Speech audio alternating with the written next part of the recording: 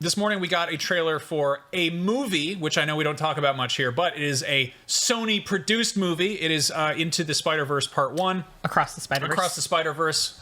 That naming convention is going to really trip me up. When I was Googling the video this morning, I typed in Into the Spider-Verse, so it's fair. Yeah. Like, it happened. But yeah, so we got a trailer for the new Spider-Verse movie. That's an easier way of saying it. And, you know, it got us talking about what we'd want to see in a game. Akeem, I believe you have some strong feelings. You want to take it from here?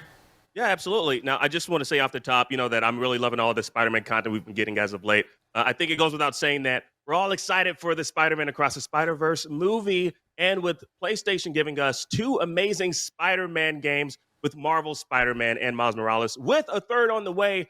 How about we get the video game treatment for Across the Spider-Verse? Like, I know it's not easy to adapt movies into games, and there's been a handful of duds and obvious cash grabs that were released alongside movies like Spider-Man 3 and X-Men Origins Wolverine. I hate to call them out, but that's what happened. But anyways, that was Activision publishing those 2 titles, right? You're Sony Interactive Entertainment, baby. You got this. Like, from the traversing mechanics of swinging across the city to the hand-to-web combat, you all have proven yourselves having a firm grasp on doing whatever a spider can. Now just mix in some of those multiversal elements. And let's not act like, you all don't know what you're doing. Like, about multiversal traveling, as we've seen it implemented it quite beautifully in Ratchet and Clank Rift Apart with its Rift tether that allows you to travel between spaces seamlessly using interdimensional portals. Now just make that tether, like a web sling, and then bam, you got it. Now, with Marvel's Spider-Man Miles Morales, you all made us believe in the possibility of elements from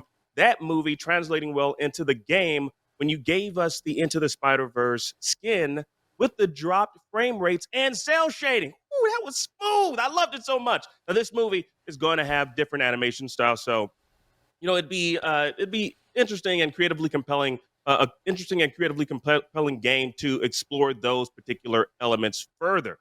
And now with Marvel's Spider-Man 2, you're giving us both Peter Parker and Miles Morales, which has us thinking, maybe there's some potential co-op multiplayer component. If you really want to open things up in that particular aspect, the Spider-Verse is infinite. So, there's so many Spider-Man out there to the point where you could have like a battle royale with all the different Spider-Man variants. Now, 12 years ago, we got Spider-Man Shattered Dimensions, which was a unique video game concept that brought together 4 Spider-Man across the Spider-Verse, to save the multiverse. And most of the critical reception for that particular game was positive, with us here at IGN giving it an 8 out of 10. That's before I worked here. And you want to know what we gave Spider-Man Into the Spider-Verse in 2018? Give it a freaking 9. Now, that was amazing. It was an amazing Spider-Man movie, pun intended, and there's potential for it to be an amazing Spider-Man video game franchise carrying on the spirit of the movie. Now, how can make this happen? Well, you got the tools, you own the property, all you need is a creative motivation to implement the ideas. So make like Miles Morales' Air Jordans and just do it. Yeah. Well said.